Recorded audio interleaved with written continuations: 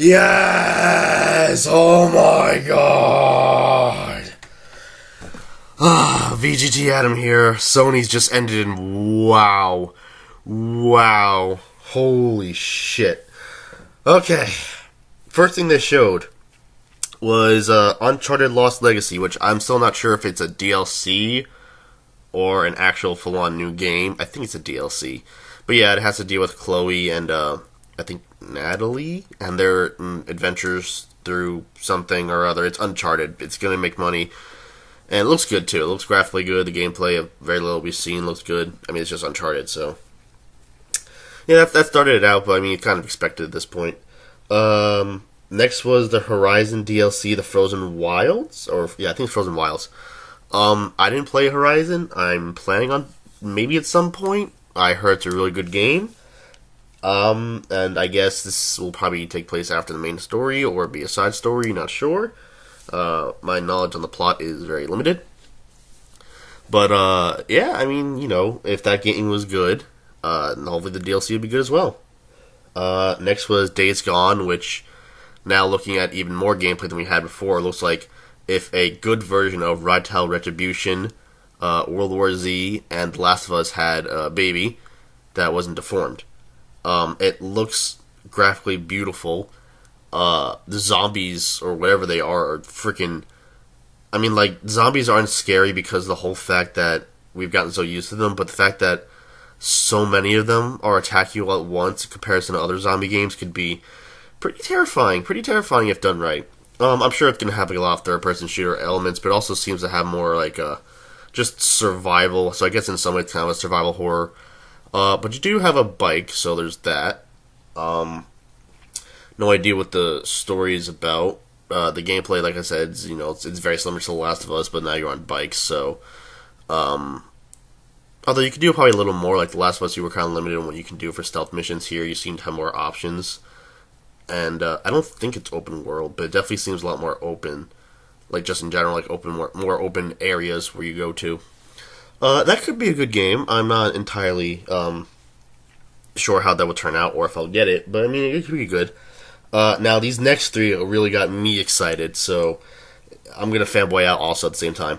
So, next was Monster Hunter World. I knew about Monster Hunter for a while, but I only played Monster Hunter 4 Ultimate for the 3DS, and it is a really good game. I mean, it is definitely tough and definitely grindy, and I might not be the best at it, but I did thoroughly enjoy it when I played it. And this one just looks beautiful, like, because it's on PS4, and no offense to the Switch, but it's not on the Switch right now, it looks beautiful. Mwah! It just looks gorgeous, and if the gameplay is, you know, just as good as always, plus, like, it looks like they took some stuff from, Generations with the whole, like, super moves and everything like that, but, oh my god, that game, it looks so good, and it's still Monster Hunter, and I think, like, the last time we had Monster Hunter in America was on, what, PS2, maybe? I don't know, I didn't know about it back then. But yeah, I mean, it's back on, I mean, it's still going to be on Nintendo consoles, it's still on 3DS, and it's coming to Switch probably, I think was, like, Monster Hunter XX is coming to Switch, but we're also getting Monster Hunter World for PS4, and by god, and if the first monster we've seen was an amalgamation of, both the ways the public knows T-Rex. Some know it as a reptile, some know it as a bird. It's just a bird Rex skeleton. Did I say skeleton? Bird Rex reptile T-Rex thing. You make it into a skeleton after you kill it. Yeah, I mean, you know, hopefully the gameplay is still really tight. I wonder if you're gonna have the cats again, or if the cats are not going to be in there this time. Maybe that's just a Nintendo exclusive gameplay feature, is the playable cats, or even just having cats as partners. I'm sure they're still going to be in there in some capacity. And maybe your pet pig comes back, because that pet pig is adorable. And I named mine, I used one of the presets, I used Dante. Yeah, I mean, hopefully the classes, we have maybe one or two more. I think, like, I hope it's just every kind of thing we had, like all the classes from some of the recent games, all the new things from some of the recent games, all the new monsters, plus some old ones from the games, just all of it together to make a great package. And the fact that it says World, I'm hoping this isn't the case, in all honesty, but the fact that it says Monster Hunter World makes me think it might be open world, which I don't want an open world Monster Hunter game. I'm relatively new to Monster Hunter, but the fact that I think most they have not been open world. Like you go to a certain area, and sure that area is open. You have to go to different multiple parts of it, but it's not open world. If this one's open world, yeah, not sure how I feel about that. Next is Shadow of the Colossus for PS4 remake. Oh my god! Okay, Shadow of the Colossus. I didn't get to play on the PS2, but I got it for the PS3 re-release or remaster. And it honestly became one of my favorite games of all time. Like, Ico, I can see why people like it, and it's not my thing. And I did play The Last Guardian, which, again, I can see why people like it, it's not my thing. For some reason, just Shadow of the Colossus just really hit it with me, and actually became one of my favorite games of all time. Easily top 5. Easily. And the fact that we're getting a PS4 remake, oh my god! It looks like, okay, what I want them to do is, whatever worked, keep it. Keep whatever worked. Whatever didn't work, however minute or big, fix it. Not gonna lie, some of the controls are a little, dated. Sure, I got used to them, but they are a little, wonky. If you can find some way to fix controls without compromising gameplay, that'd be fantastic.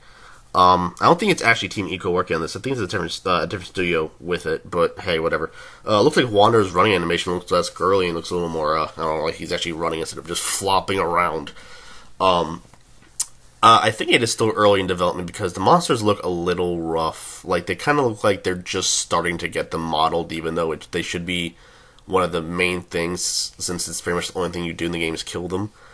Aggro seems to look fine, which, it's going to hurt even more when the inevitable happens. But yeah, the Shadow of the Colossus on the PS4, oh my god! Okay. I just kind of want to talk about it. I wonder how Dorman's going to look on the PS4. Oh, and I wonder how the last sequence is going to... Oh my god, how the last sequence is going to play on PS4. I mean, if it's the exact same game, there's, no surprises whatsoever, but the fact that it's just going to look so good... Oh, I mean, just that. And, the gameplay itself is already solid, so whatever works for that, just keep it. Oh my god. Okay. Professional. I'm professional here, sitting in my room recording this, being alone. They showed another trailer for Marvel vs. Capcom Infinite, and they also will give you a story demo at some point. I didn't pay attention to that part because I was too excited with all the shit going on. Although, it seems like that leak might have been right, and I don't want that leak to be right. That character roster is so weak. There are still good parts to it, I'm going to be honest, but it is so weak, and I do not like it. They showed Dante in the story, which is cool. Strider talks more, finally. We saw more of Thanos, who I think Kevin Michael Richardson voices him in this game. It's hard to tell. But yeah, Thanos is there. Gamora looks odd. I know in the comics she doesn't look like the same she does in the movies, but she looks a little just odd in this game. X talks. Yes, I knew X wasn't going to be silent. He talks in the game. And they teased Zero. I hope Zero is on the disc and not DL fucking C. It's already bad enough that Sigma, one of the main villains of the game, is a pre-order bonus. That's so stupid. If Zero's DLC, I'm going to flip. He better be in the game in some capacity playable. But I mean, yeah, it's just another story trailer, because what else can you do with gameplay? I mean, we all know what the gameplay's like already, so just show us more of the story. And I don't think it's going to be some, amazing thing okay. So, Street Fighter V story, from what I saw of it, or actually I watched a playthrough of it, so what I saw the playthrough was very generic, but you can see what they're going for. And even recently, I know Capcom didn't have much involvement at if any, but also Tekken 7's, while having cool moments, was kind of also just meh. It seems like NetherRealm's still the best with fighting game stories, which is an oxymoron in and of itself, because fighting game and stories do not usually mix, but whatever. Hopefully this one can do better. Hopefully we get a chance to shine as each character, and it all comes together in a cool way, and it's done with good writing and good character development, all the stuff throughout the story.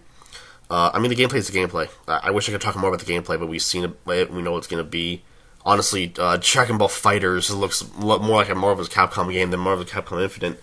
But, I mean, yes. I mean, I like to see maybe some gameplay of some of the new ones, instead of just showing them in the story. Like, maybe you could have showed Rocket gameplay, you could have showed Gamora gameplay, you could have showed, oh my god, I was so excited I couldn't even look at the trailer. Who else did they show? I guess you could show Dante gameplay, see if there's anything different with him. I'm glad it's Devil May Cry 3 Dante. Thank God it's not fucking the new DMC Devil May Cry. Yeah, that I'm excited for that. So like those are my. There's one later on also, but for me, for PlayStation, it was Monster Hunter World, Shadow of the Colossus, and Marvel's Capcom Infinite. Next was Call of Duty World War II, which I mean, in later generations, it's like a lot of things. This generation is like we have such confusing names that maybe like a decade or more down the line, kids are going to see this and be like, "What's with these names?" It's all weird because so many Call of Duty games are in World War II. And I mean, even bringing it back to World War II is just showing like, oh well, we still need money for this. We're still going to get money from this, but we can't keep going too far into the future before it becomes Halo. But I mean, it's Call of Duty World War II. I don't care. Honestly, it's probably still going to make a shit ton of money, but I don't care. Actually, before I go on. One thing was that the presentation itself, while doing what I actually wanted back in my Ubisoft video, actually I wanted where it's just show the games, little talk if you need to, but show the games. Just show the games. And they did do that. Problem is that whoever was the main cameraman, on at least on the YouTube version, was a fucking monkey, because you're supposed to go to the screen, not to the audience looking at the screen. We need to see the games too. We don't want to see a bunch of us in the audience looking at what we should be looking at. Just show us the screen and stop panning out. It's so annoying. That's really the only complaint I have with that. Skyrim VR, it's Skyrim VR. I know my best friend's girlfriend's probably freaking out with that right now. Or just, freaking out in general with that. Star Child VR. It was this interesting, I want to say it's a platformer, but I don't think it is. But the fact that it's VR and it's kind of like in a third-person thing is really interesting, because most VR games are first-person because it makes the most sense. But this one seems to be like, no, you're still in the game, but you're directly controlling a different character. You're not controlling something with just floating hands. The art style is really neon and bright and cool. And there was also, a bunch of big robots. This was also the point where, it was just because it said VR, I was trying to cool down from the other 3 games. I couldn't really focus, but I tried my best. I did focus later on, but I'll get to that later. Then there was The Impatient for VR, which is some interesting kind of, horror type game. I thought it was We Happy Few for a second, because I saw, the faceless thing. I thought that was something from We Happy Few, but I guess I'm thinking of something else. Another horror VR game, just with a much bigger budget. Of course, it's probably going to sell like hotcakes, and you're going to have every single Let's Player ever created doing something on that. That's another horror game. Final Fantasy 15 Fishing VR, which was Monster of the Deep. The fishing minigames in Final Fantasy 15 were fun when it wasn't being stupid. When you were able to catch the fish normally, it was fine, but when you had those really big ones that kept freaking pulling every 2 fucking seconds, it was a little annoying. And then you had the ones that didn't show up on the map. And then you got to the point where I did, where after when I just needed to grind to get fishing, all you were ever getting to get was the big fish. You're spending 15 to 20 minutes per fish, and sure, it did help an experience, but the whole thing where it takes... I'm getting off track. So it's just fishing in VR, so... if you like the fishing... you have that. There's a whole new fish, which is the whole point of Monster of the Deep, where it has big teeth and will try and attack you, which none of the other fish in the main game do. So that's a nice little twist to it. Did that first VR ever get released, where you play as Prompto and you shoot things? Was that ever released, or was that just teased? I don't know, but if that was released, we have another one. If that wasn't released, we have our first Final Fantasy 15 VR. I don't think they have any kind of story importance whatsoever. It's probably just a nice little fishing mini game, but whatever. Bravo Team, which was just another FPS VR game, nothing too spectacular, I guess. Moss VR was another interesting one, where it's also another third-person type of thing, where you play as a mouse, it looked like, and I guess you just go on adventures. He had some weird, green gauntlet on his arm, and he had that little sword. Kind of reminds me of that mouse from Prince Caspian. I don't remember what that little thing's name was, but kind of reminds me of that.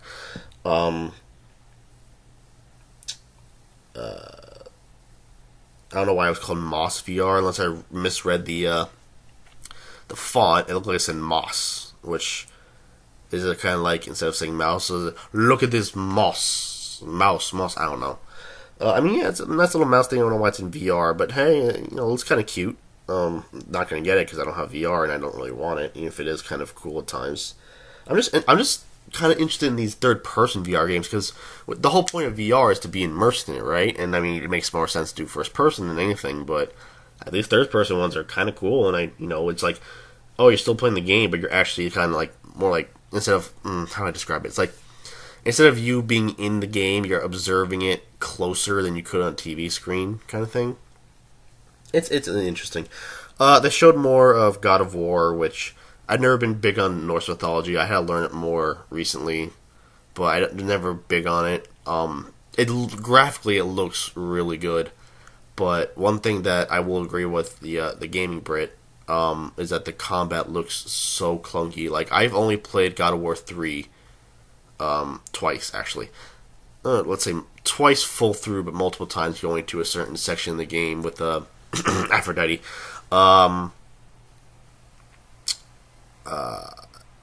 Yeah, the combat looks really clunky though, and like it looks a little better than what we had last year, but it was still really clunky and like.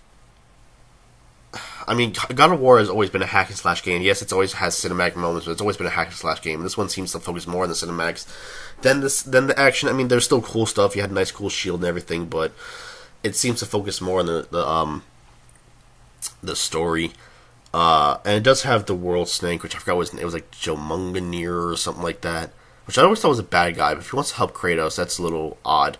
And I do like the little detail, the fact that Kratos can't understand Norse. That's a nice little touch. And my whole thing is that this shouldn't have been his son. Maybe a protege that he maybe felt could be a son, but this shouldn't have been his son because the whole point of the original series was that Kratos killed his family and blamed someone else on it. And that was the driving force of the entire series. So now you want to try and do that again. I mean, it makes more sense like, okay, maybe he's going to try again, and maybe hopefully this time he doesn't kill his... Last time it was his wife and daughter, now I guess wife and son. Hopefully this time he doesn't do it again. And, oh, my leg. Okay. Hopefully this time he doesn't do it again. But, I don't know, it just feels weird. Like, the whole point of the series is the fact that he was getting revenge for himself killing them and blaming it on Ares, but whatever. That he was doing that, and now we just have another father-son story. And it's definitely an escort mission because there's times he's on your back, and sometimes he can't help in combat. There was actually, surprisingly, a cool combo with him, which is something I didn't expect at all, where he did like some kind of lightning attack, and you comboed into it. So there is still the gameplay there. It's just the fact that it still looks so wonky. I'm not saying it could be bad, it could be really good, it just looks kind of meh. It can control great, and the game can be amazing. I won't get it because I'm not big on Norse. I've always been more of a Greek guy, so obviously when the God of War 3 ended, that's the end of Greek. Then I'm not counting Ascension, because Ascension was made just for multiplayer. I mean, yeah, it still looks good. I'll probably, look more into it, but I won't get it. But yeah, I mean, it's good.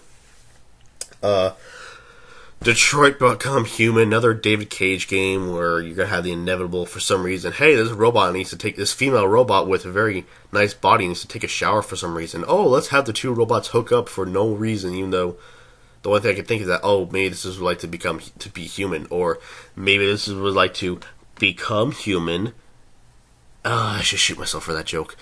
That's the one thing I can think of, but it's still kind of stupid, unnecessary, and because it's David Cage, it's gonna be just the worst. Yes, the game looks pretty, and yes, there's a lot of choice options, but his track record is just meh. Like, even, I can understand, casual gamers kind of liking it, because it's more like a movie, and that's what I want to play. I want to play a movie. I don't want to play a video game in my video game. I want to play a movie in my video game. So I guess casual people will like it more, but if you're, a hardcore gamer who's more into gameplay, it's always been meh. Yeah, so Detroit Become Human, whatever. Destiny 2, another whatever. We know it's going to make money, and it's going to do really stupid business practices, but it's still going to make money. And then it ended on Spider-Man 2018, which, I will say, the base gameplay has me disappointed, But a lot of the other stuff, like the set pieces and the graphics. The set pieces and the graphics look amazing. Let me start with the good. The set pieces, while it's a lot of QuickTime events, looks like something Spider-Man would do. It just looks like, how Spider-Man handles situations. And you're not in direct control, which I guess would actually make things a little harder, but it's pretty cool. And of course, the graphics look great. Like, just, they're great! I do like the fact that Yuri Lowenthal is voicing Spider-Man, and the fact that his comrade is Yuri Matsuda. So Yuri's just saying his whole name the entire game. He's like, Yuri, Yuri, Yuri. I just find it interesting. But the main combat, which combined the whole thing with stealth, and then having very Batman Arkham similar combat, is taken straight from those recent Amazing Spider-Man tie-in games. Just straight from it. And I thought when I first saw the trailer, it'd be like, okay, we could get whole new combat altogether, which we do have definitely certain new things of it, but it seems like they ripped it straight from those games and are definitely improving upon it. Don't get me wrong, they're probably improving upon it greatly, but you can tell, I haven't even played those games, I just saw gameplay, I can tell it's straight from those games. And Beanox isn't even involved, it's just Insomniac Games. So, I don't know what that's about. So yeah, the entire conference was good. The one thing I will say though is that, besides Monster Hunter, Shadow of the Colossus, the VR games, and the VR games, maybe Horizon also, is that the conference was kind of predictable. There was no surprises. I wasn't expecting Kingdom Hearts because I knew they wouldn't have it. They had a trailer a couple days ago, so they wouldn't do that. I wasn't expecting Final Fantasy Remake because that's going to come out when we all die. So I had no problem with that, but the conference was kind of predictable. There wasn't anything really new. There wasn't even any new IPs. And I love Bloodborne, and I don't want a Bloodborne 2. If I saw it, I would have been happy, but I don't want it, and I'm glad they didn't show it. So fuck all those fake leaks. Although Bloodborne Kart I would like. That one fake leak with Bloodborne Kart, I'd be fine with that. Yeah, there were some surprises. There weren't too many. There are definitely games that got me excited. I would say Sony and Xbox are tied as of right now, with Ubisoft in a close second, and then Bethesda a lot lower, and then EA just all the way down. We still got one conference left, so it's not, Nintendo could still end up winning it, but as of right now, Sony was still strong. The negatives were the fact that there weren't too many surprises, and the cameraman was a moron.